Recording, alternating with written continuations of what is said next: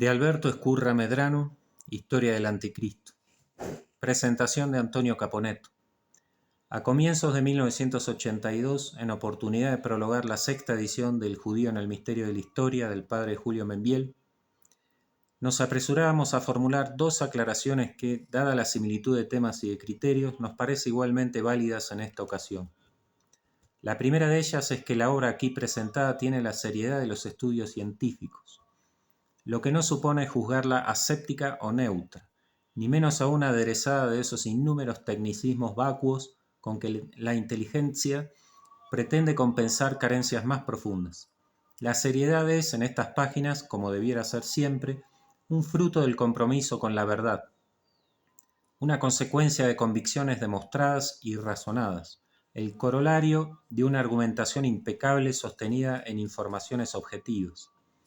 Se trata, en una palabra, de la única seriedad posible y obvia en la vida intelectual, y que por lo tanto no haría falta declararla si una propaganda tan insidiosa como incesante no hubiera logrado el propósito de analogar cualquier crítica al judaísmo con la literatura panfletaria.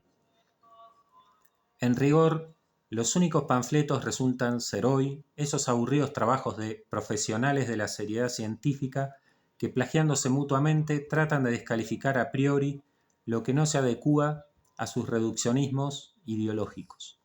Mas, como dice Marechal en El banquete, una ciencia que arranca de la duda y se dirige a la duda por entre la duda es un infierno y no muy caro. Una verdad que no sea indudable no es una verdad. Seriedad científica entonces quiere decir honradez y certeza, coraje de afirmar claro y de probar lo que se afirma, convencer y vencer con la recta doctrina.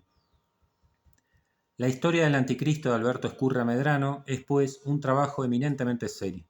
Lejos de las exégesis arbitrarias de los planteos aparicionistas o proféticos de corte subjetivista, y más lejos aún, lo decimos pensando en el lector desprevenido que no conoce los antecedentes del autor, del sensacionalismo apocalíptico de cierta moda bibliográfica.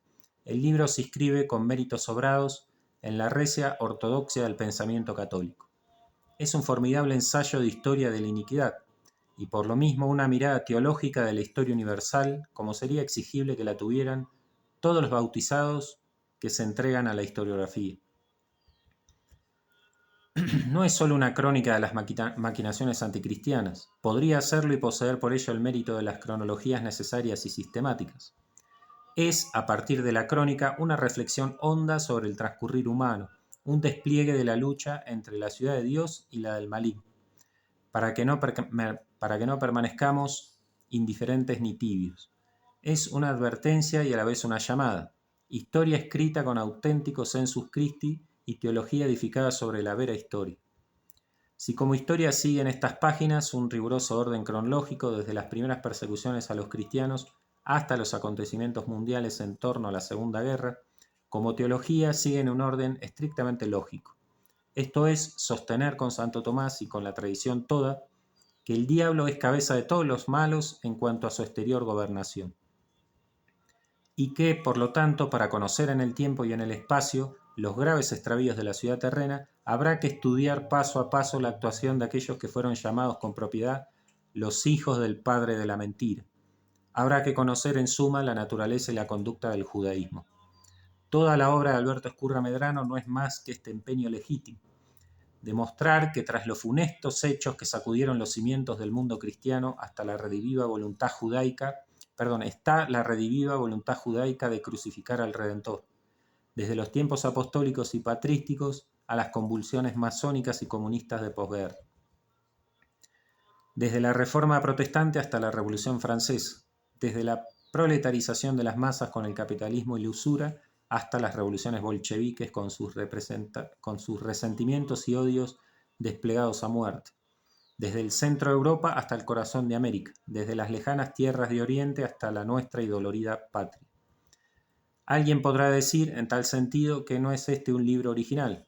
Los sólidos estudios de Pierre Virion o de Mauricio Pinay, por citar solo dos de los que más han circulado entre nosotros, apuntan hacia la misma dirección y cubren similares contenidos. Pero al margen de que la validez de una obra se mide antes por su veracidad que por su originalidad, Aquellos citados estudios, al igual que tantos otros, aparecieron hacia los años 60. El libro que aquí presentamos, hasta ahora inédito, fue concluido en 1946. Y este último dato sorprende y a la vez clarifica, en tanto sirve de natural contexto explicativo. Sorprende por la actualidad y vigencia de tantas verdades a casi medio siglo de haber sido escritas. Solo lo verdadero es perenne, y los principios no mudan ni cesan con el paso de los días. Se vuelven añejos y de sabor más noble, pero además la fecha clara contextualiza, como se dice ahora, porque en 1946 es el año trágico de la consolidación del triunfo aliado. Es el año en que las potencias judeo-masónicas se reparten el mundo a su antojo, impúdicamente. En que el imperialismo internacional del dinero atenaza al este y al oeste a las naciones, convirtiéndolas en mercancías. En que los rojos se consolidan y los liberales se hacen, como siempre, sus cómplices y socios gananciales. Es el año de las confabulaciones sinárquicas a la vista, de las conjuras multinacionales públicas e insolentes, de la gran traición a Occidente, al Occidente heroico del sable y del cetro, de los altares y de las legiones imperiales. De allí el elogio de Alberto Ezcurra Medrano a las entonces recientemente acalladas reacciones nacionalistas. A esas naciones de Europa que, un día, con sus jefes a la cabeza, lanzaron a desfilar a sus mejores hijos, camisas al viento y diestras palmas al cielo, para contener la vileza del marxismo apátrida. De allí su lícito entusiasmo por los gloriosos vencidos y su indignación por la mentira organizada de los vencedores, ya que comenzaba a consolidarse. Lo hace como católico y como nacionalista argentino, por eso no duda en reconocer aciertos y en marcar distancias, en particular con el nacionalsocialismo, del que critica en breves trazos sus yerros principales. Podría haber ahondado la crítica hasta la pregunta capital sobre sus concomitancias cabalísticas, pero seguramente juzgó que entonces no era el caso.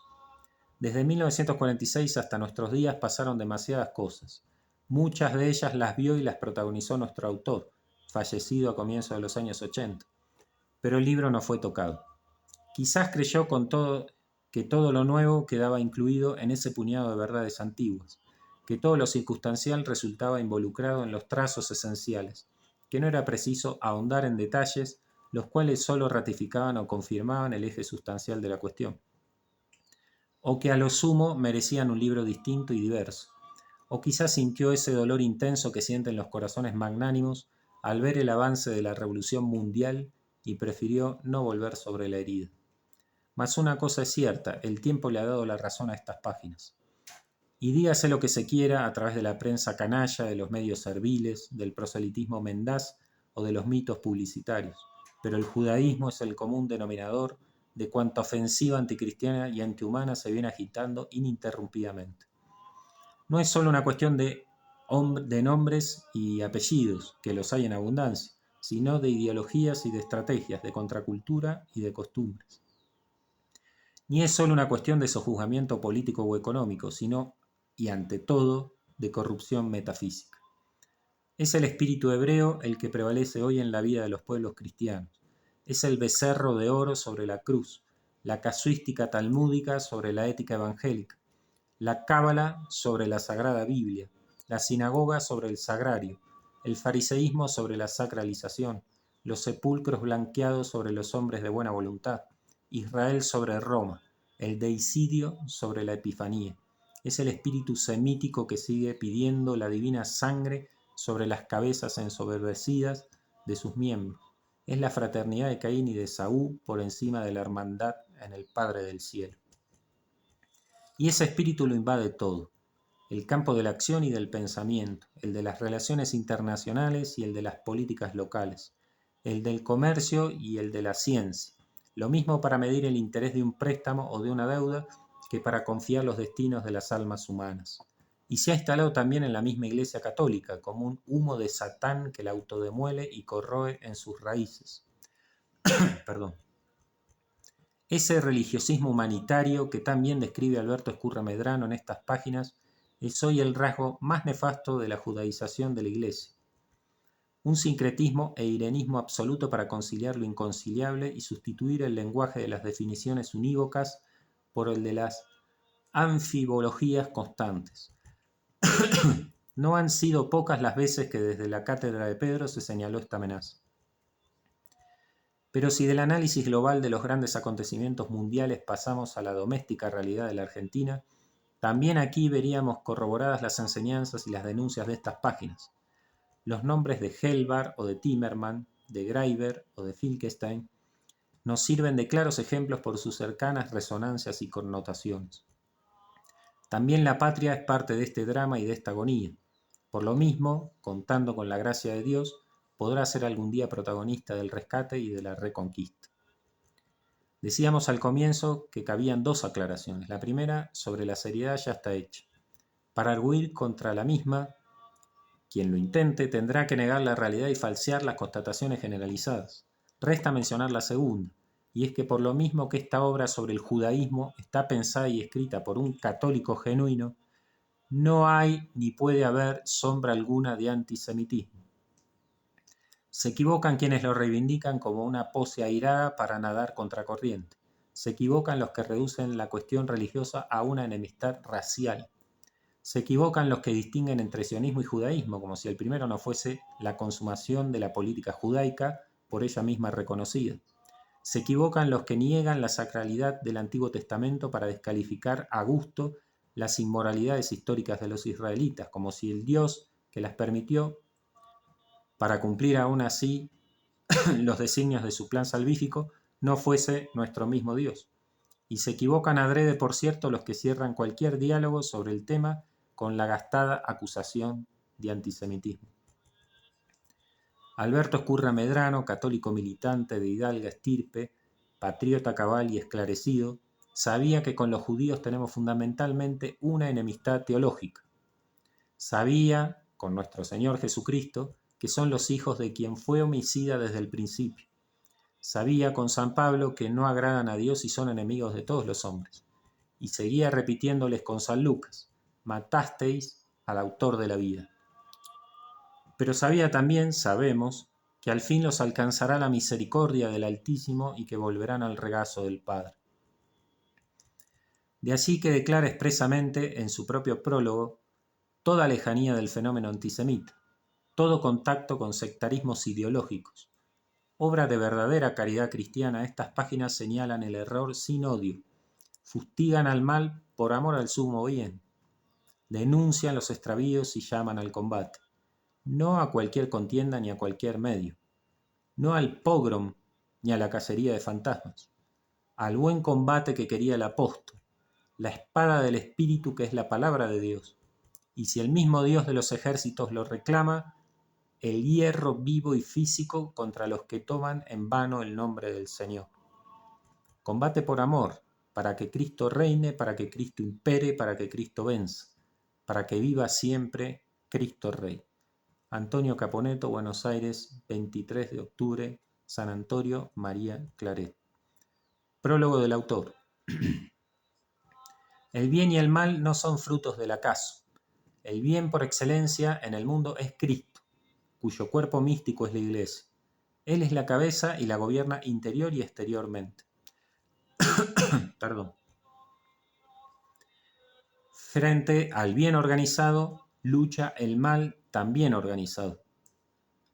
El diablo, dice Santo Tomás de Aquino, es cabeza de todos los malos en cuanto a su exterior gobernación, la Suma Teológica. Esas dos organizaciones constituyen las dos ciudades a que se refiere San Agustín. Dos amores fundaron dos ciudades. El amor de sí mismo hasta el menosprecio de Dios, la ciudad terrena, y el amor de Dios hasta el menosprecio de sí mismo, la ciudad celestial de Civitate Dei. El coronamiento de la ciudad celeste ha de ser el reino de Cristo, el coronamiento de la ciudad terrena, el reino del anticristo. Error sería entonces imaginar al anticristo como un personaje fabuloso y ubicarlo en un futuro siempre remoto, impreciso e inasequible, en el cual habría de aparecer repentinamente como salido de los antros del infierno. El anticristo ha de salir de este mundo en que vivimos y ha de aparecer un día en este presente en que nos deslizamos por el tiempo. Su reino se está formando conjuntamente con el de Cristo y desde los tiempos de Cristo. Por eso dice San Juan, hijitos, ya es la última hora, y como habéis oído que el anticristo viene, así ahora muchos se han hecho anticristos, de donde conocemos que es la última hora. Primera de Juan 2, 18. Si puede estudiarse el desarrollo del reino de Cristo, si puede escribirse la historia de la Iglesia, también pueden estudiarse las obras del misterio de la iniquidad. Aún no haya llegado, también puede escribirse la historia del anticristo, aunque aún no haya llegado la hora de su breve triunfo. Se trata, es cierto, de la historia de un misterio. Los hijos de las tinieblas huyen de la luz para ejecutar sus planes. Todo consiste en hallar el hilo de Ariadna que nos conduzca a través del oscuro laberinto de la ciudad terrena. Y ello no es tan difícil cuando se tienen ante sí 2000 años de historia.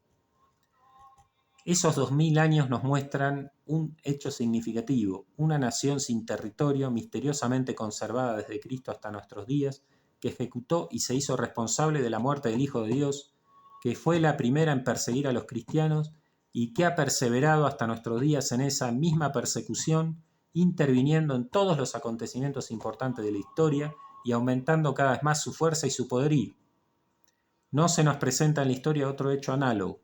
Todos los grandes perseguidores o aparecieron más tarde o se eclipsaron como fugaces meteoros. Solo uno permanece, solo uno centraliza y dirige, asegurando la continuidad en el tiempo y la extensión en el espacio a la persecución contra la cristiandad. ¿No es aventurado entonces afirmar que esa nación, la nación judía, es por lo menos el cimiento sobre el que se asienta la ciudad terrena? Eso es lo que, historia en mano, procuramos demostrar en este libro. No va más allá nuestra intención. Comprobamos hechos, pero no azuzamos pogroms. No se nos acusa entonces de antisemitismo, acusación de moda. Sin decir la verdad acerca de los judíos, si decir la verdad acerca de los judíos es antisemitismo, no es este libro sino la verdad, sería antisemita. Repito, si decir la verdad acerca de los judíos es antisemitismo, no este libro sino la verdad sería antisemita. Pero el antisemitismo no consiste en la verdad sobre los judíos, sino en el odio a los judíos. Y el odio no nos está permitido a los cristianos, que tenemos el precepto de amar aún a nuestros enemigos. Por eso aquí señalamos la verdad, pero no predicamos el odio. No nos incumbe a nosotros la solución del problema judío. La Iglesia lo ha señalado hace tiempo en normas rebosantes de justicia y caridad, que el mundo no ha cumplido. Seamos verdaderamente cristianos y el judaísmo dejará de ser un problema. Pero mientras tanto no lo ignoremos. Aunque solo sea para impulsarnos a ser verdaderamente cristianos, debemos conocerlo en toda su espantosa gravedad. El precepto de amar a nuestros enemigos no nos obliga a desconocer sus maquinaciones. No se nos acuse tampoco de dejarnos guiar por un criterio histórico unilateral y pueril al querer explicar por la influencia judía muchos acontecimientos humanos cuya complejidad es tan grande. No ignoramos la existencia de otras causas, así sean políticas, sociales o económicas, pero sostenemos que por encima de esas otras causas, que obran ciega o aisladamente, hay una inteligente y constante que a veces las suscita, a veces las dirige, a veces simplemente las aprovecha, pero que tiene sobre ellas, que son puramente naturales, la inmensa ventaja de su carácter esencialmente sobrenatural o teológico. Y hechas estas aclaraciones que creemos indispensables, ponemos el libro en las manos de los lectores, esperando que al final de su lectura participen de la profunda convicción que nos ha impulsado a escribirlo, y sepan comprender así la trágica y angustiosa urgencia que nos ha hecho considerar un deber ineludible el publicar. Alberto Ezcurra Medrano. Capítulo 1. El drama universal. En el principio creó Dios a los ángeles, y Dios estaba en ellos, y ellos estaban en Dios, pero el orgullo cegó a Lucifer y una tercera parte de los ángeles cayó. Se complacieron en su propia excelencia, vieron toda su belleza como en sí mismos, se concentraron en sí mismos, estaban en sí mismos, no ya en Dios. Ana Catalina Emery. Y si hubo una grande batalla en el cielo, Miguel y sus ángeles lidiaban con el dragón. Y lidiaba el dragón y sus ángeles. Y fue lanzado fuera aquel enorme dragón, cuya aquella antigua serpiente que se llama Diablo y Satanás, que engaña a todo el mundo y fue arrojado en tierra, y sus ángeles fueron arrojados con él. Por lo cual regocijaos, cielos, y los que moráis en ellos.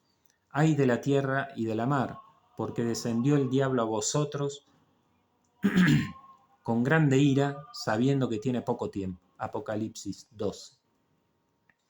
Y la serpiente engañó a los moradores de la tierra, y el pecado de orgullo de los ángeles se renovó en los primeros hombres que quisieron ser como dioses. Pero Dios tuvo misericordia del hombre y envió a su Hijo como Redentor.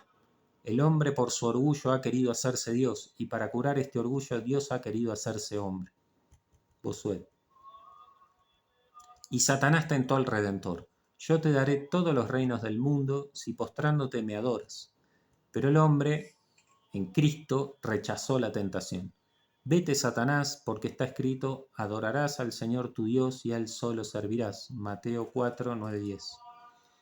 Y del triunfo de Cristo nació la cristiandad. Pero Satanás renovó su tentación, y la cristiandad cayó.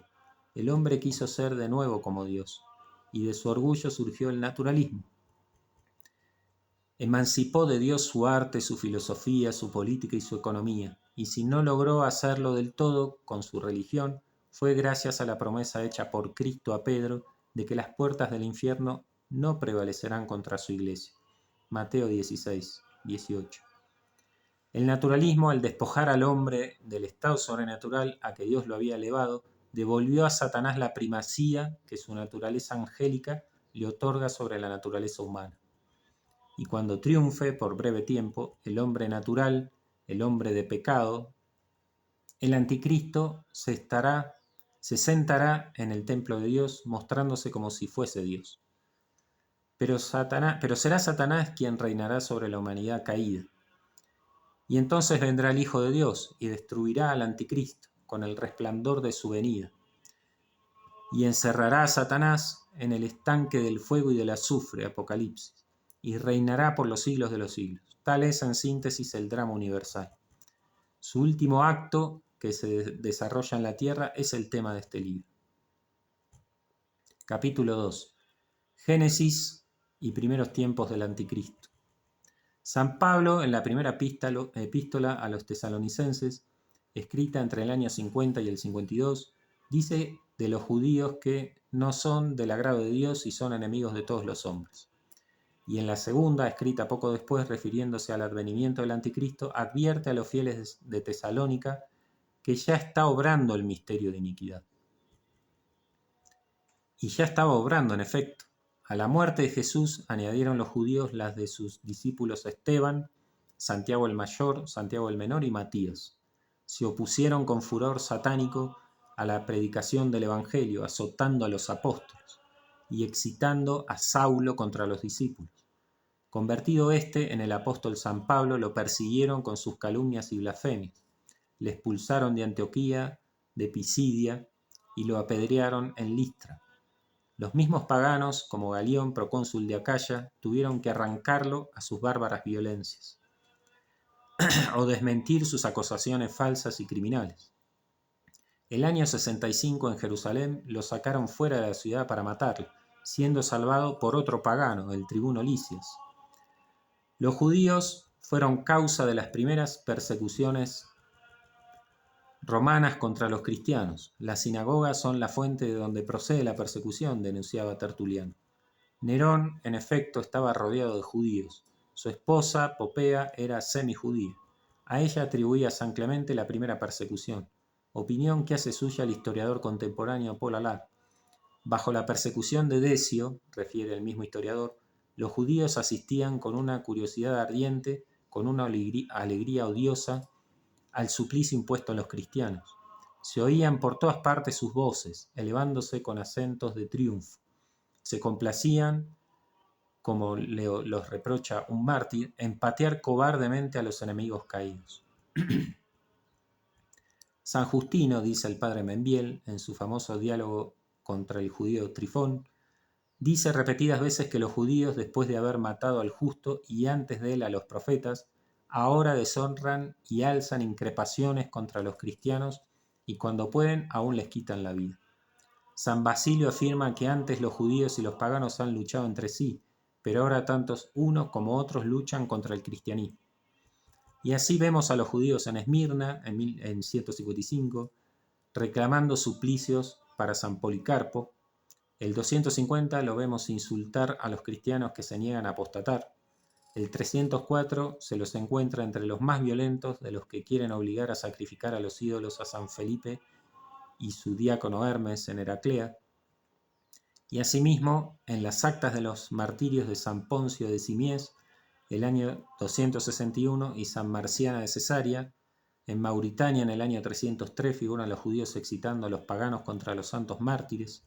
Ellos son asimismo los que levantan las calumnias contra los cristianos para suscitar persecuciones de parte de los paganos, como afirman San Justino, Tertuliano, Orígenes y San Gregorio Nacianceno.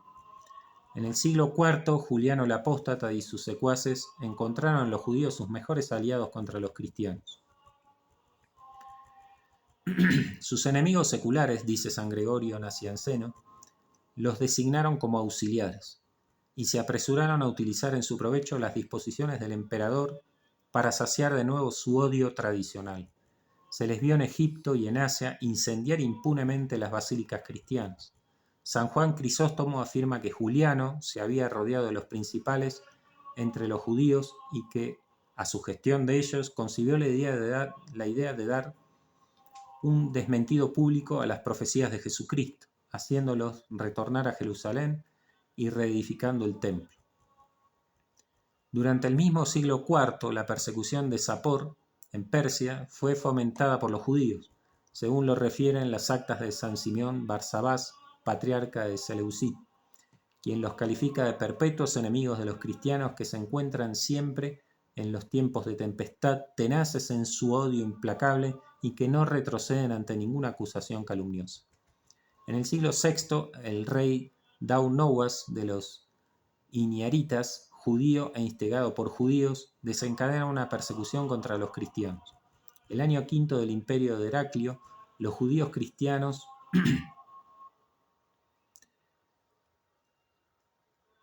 los judíos compraron al rey de Persia, Cosroes II, 90.000 prisioneros cristianos que habían tomado en su campaña de Palestina y les dieron muerte. En 507, un judío ofrece entregar la cristiana ciudad de Arles, sede entonces del obispo San Cesario, a los sitiadores visigodos. En el siglo VII, en Antioquía y en Palestina, los judíos realizan grandes matanzas de cristianos e incendian sus iglesias y conventos. En el año 694 traman una conjuración para entregar a España a los árabes. Fracasan en esa primera tentativa, pero logran su objeto 17 años más tarde. Unidos los judíos de España con los de África, vendieron a los musulmanes la independencia de la patria, combatiendo bajo las banderas enemigas, entregando a los invasores las ciudades más importantes sin exceptuar la de Toledo, capital de la monarquía, poblando al par de los árabes en algunos lugares y aún pretendiendo formar una monarquía independiente en la parte del Pirineo.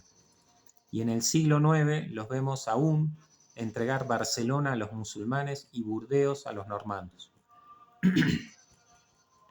Aparte de estas persecuciones e infidencias, los judíos manifiestan también su odio a los cristianos mediante lo que ha sido llamado crimen ritual. Prescindamos de si hay o no un bárbaro rito religioso en tales crímenes. Concedamos que no, si se quiere, pero el crimen queda, y muchas veces perfectamente comprobado, como que sus víctimas han sido inclusive canonizadas por la Iglesia. Tales son, entre otros, los casos de San Guillermo de Inglaterra, niño de 12 años, martirizado por los judíos en 1144, San Ricardo de París, asesinado el día de Pascua de 1179, y San Dominguito de Val, crucificado en Zaragoza en 1250. Y no es solo la vida lo que los judíos quitan a los cristianos, también son los bienes, mediante la usura y la competencia desleal en el comercio. En el siglo XII llegaron así a predominar en tal forma en la Europa cristiana que se adueñaron de la tercera parte de las tierras y de casi todo el dinero de Francia. Muchos de ellos, dice Graetz, adquirieron en Londres tales riquezas que sus casas no eran inferiores a los palacios reales. En España fue tan grande su poderío que el Papa Gregorio VII se vio obligado a publicar un edicto prohibiéndoles gozar de cualquier preferencia sobre los cristianos. Pero no bastaban la persecución, la infidencia y el despojo para lograr el triunfo. La ciudad terrena no es solo una fuerza humana. Sin llegar a una identificación como la de Cristo y su Iglesia, forman en cierto modo un cuerpo cuya cabeza es el demonio. Tienen su religión satánica. Esa religión se había manifestado bajo distintas formas en los 5 primeros reinos. Es la astrolatría caldea, la idolatría egipcia, el mazdeísmo persa, la mitología griega, el paganismo romano. Surgido el 6º reino frente a la cruz donde Cristo abría sus brazos a la humanidad entera, necesitaba también una religión que oponer a la cristiana. Y no hizo otra cosa que adaptar la religión satánica a las nuevas necesidades, sintetizarla, universalizarla y transformarla en una doctrina de combate que pudiera infiltrarse en el cristianismo para desvirtuarlo y aniquilarlo. Tal fue la obra de los judíos Simón el Mago, Cerinto y Menandro, creadores del gnosticismo. La esencia satánica de las religiones paganas, el germen de las futuras herejías cristianas y del esoterismo masónico contemporáneo se encuentran reunidos en esa creación del maléfico genio judaico. Ramificaciones del gnosticismo fueron las primeras herejías: nicolaitas, ebionitas, carpocrasianos, ofitas, cuartodecimanos y adamitas. No tardó la religión satánica en ser ampliada y perfeccionada. Hacia el siglo III surgió el maniqueísmo, que completó la gnosis judaica con el dualismo persa, cuyo propio fundador, según autorizadas opiniones, habría sido también judío. Se asentó firmemente en Mesopotamia, Babilonia y Turquestán. Desterrados del Imperio Romano, los maniqueos aparecieron a fines del siglo IV en África, donde fueron combatidos por San Agustín. En España lograron su primera infiltración dentro del cristianismo mediante la herejía de Prisciliano. En el siglo VII surgen nuevas herejías de origen maniqueo en Albania, albanenses, y en Armenia, paulicianos. Juan y Paulo, hijos del maniqueo calínico, fueron los fundadores de esta última, que en el año 660 adquirió nuevo vigor bajo la dirección de Silvano, quien emprendió la tarea, dice el abate Bergier, de enmascarar el maniqueísmo con textos de la Sagrada Escritura y fraseología ortodoxa. En el siglo VIII, judíos y maniqueos dan nacimiento a la herejía de los iconoclastas. Refiere Rivas que, habiendo predicho 2 magos judíos, a León y Sáurico, que ocuparía el trono de Oriente, les prometió abolir el culto de las sagradas imágenes si llegaba a verificarse su pronóstico. Proclamado emperador, cumplió su promesa en el año 726. Mientras tanto, continúa floreciendo la herejía pauliciana hasta que, perseguida tenazmente en 841 por la emperatriz Teodosia, muchos de sus secuaces se refugian en Bulgaria, donde dan origen a la secta de los búlgaros o bogomilas. De allí parte durante el siglo XI una nueva ofensiva contra la cristiandad. Primero se introduce en Italia, patarinos, y luego pasa a Francia, cátaros, donde se desarrolla especialmente en Provenza y en el Languedoc, y adquiere nueva forma y redoblado vigor bajo el impulso que le dio Pedro de Bruys en el siglo XII.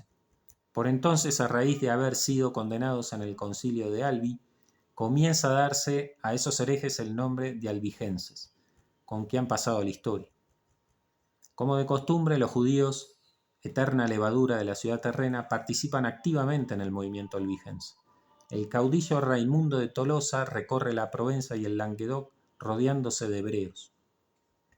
La nobleza del sur de Francia, donde prospera la herejía, se componía por entero de hijos de judíos y sarracenos, dice Michelet, y contaba por suyos y mostraba afecto a los montañeses. Lucas de Tuy afirma que lo más de los herejes con refinada malicia se circuncidan y a título de judíos vienen a trabar polémica con los cristianos, y que tienen por fautores todas las sinagogas para captarse la voluntad de los príncipes con cuantiosos dones y sobornar con el oro a los jueces en favor suyo. Y una ordenanza de Felipe el Hermoso nos enseña que los judíos escondían a los herejes fugitivos. Los mismos israelitas, por otra parte, no ocultaban la influencia judía en el movimiento albigense y en algunas de sus ramificaciones. Uno de ellos, Abrahams, en su Jewish Life in the Middle Age, afirma lo siguiente: la herejía en general era una reversión al Antiguo Testamento, e incluso de ideales judíos. Es indudable que las doctrinas heréticas de los albigenses del sur de Francia a principios del siglo VIII y las de los husitas en el siglo XV fueron en gran parte consecuencia de las relaciones amistosas entre cristianos y judíos. La herejía albigense constituyó la más peligrosa ofensiva contra la cristiandad medieval. Firmemente asentada en Francia, donde fue reforzada por la herejía valdense, y en Italia, donde se hizo fuerte en la Lombardía y logró penetrar en Inglaterra y Alemania, dejando en estos países el germen de las herejías wiclefita y husita, que a su vez allanaron el camino al protestantismo. La predicación de San Bernardo no logró concluirla. Se hizo necesaria emprender una verdadera cruzada, y después de varios años de guerra, el 13 de septiembre de 1213, Simón de Montfort libró contra ella en Muret la batalla decisiva, logrando aniquilarla. A fines del siglo XIII, la vigorosa cristiandad medieval había eliminado de su seno el peligro maniqueo.